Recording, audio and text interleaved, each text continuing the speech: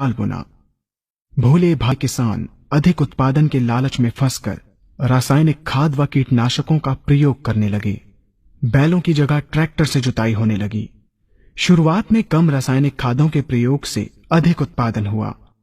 धीरे धीरे रासायनिक खादों के प्रयोग के कारण भूमि की उर्वरा शक्ति क्षीण होने लगी, जिसकी वजह से उत्पादन घटने लगा तथा फसलें कमजोर होने लगी। फसलों के कमजोर होने के कारण उनमें रोग व कीट लगने लगे। रोग व कीटों से फसल की सुरक्षा के लिए और अधिक कीटनाशकों का प्रयोग होने लगा। एक तरफ ज्यादा उत्पादन के लिए अधिक रासायनिक खादों का प्रयोग होने लगा, वहीं दूसरी तरफ फसलों को रोग व कीटों से बचाने के लिए अधिक विषाक्त कीटनाशकों का प्रयोग बढ़ गया, जिसके कारण उत्पादन लागत बढ़ी और किसान को लाभ कम होने लगा, बल्कि छोटे किसान कर्ज में डूबने लगे। धीरे धीरे भूमि की उर्वरा शक्ति क्षीण होने से भूमि बंजर होने लगी। रासायनिक खाद व कीटनाशकों के कारण खाद्यान्न भी विषाक्त हो गए तथा जलवायु भी प्रदूषित हो गई, जिसके कारण मानव पशु पक्षियों के स्वास्थ्य पर प्रतिकूल प्रभाव पड़ा, जिसका परिणाम आपके सामने है। मानव स्वास्थ्य पर रासायनिक खादों के पड़ने वाले प्रभाव को आप ऐसे समझें। जब किसान फसल में रासायनिक खाद डालता है तो रासायनिक खाद में उपस्थित विषाक्त रसायन जल में घुलकर सबसे पहले जल को प्रदूषित कर भूमि के अंदर उपस्थित केचुए व सूक्ष्म जीवाणुओं को मार देता है। ये बात सभी किसान अच्छी तरह से जानते हैं कि केचुए व अन्य सूक्ष्म जीवाणु भूमि की उर्वरा शक्ति को बढ़ाने के लिए अति आवश्यक होते हैं। विषाक्त रसायन के कारण इनकी मृत्यु हो जाने से भूमि की उर्वरा शक्ति नष्ट हो जाती है तथा भूमि कठोर होकर बंजर होने लगती है।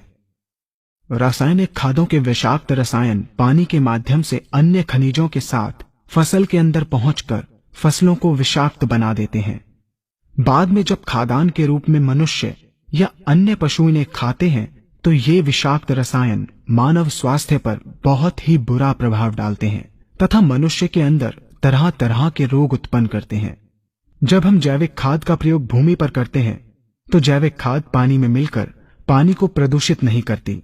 जैविक खाद भूमि के अंदर उपस्थित उर्वरा शक्ति को बढ़ाने वाले जीवाणु तथा केचुओं की संख्या को तीव्रता से बढ़ाती है, जिससे भूमि की उर्वरा शक्ति बढ़ती है तथा भूमि छिद्र युक्त एवं भुरभुरी हो जाती है, जिससे वायु और प्रकाश भूमि के अंदर गहराई तक प्रवेश करते हैं, जिसके कारण भूमि में तापमान एवं आर्द्रता का संतुलन बना रहता है और फसलें मजबूत होती हैं।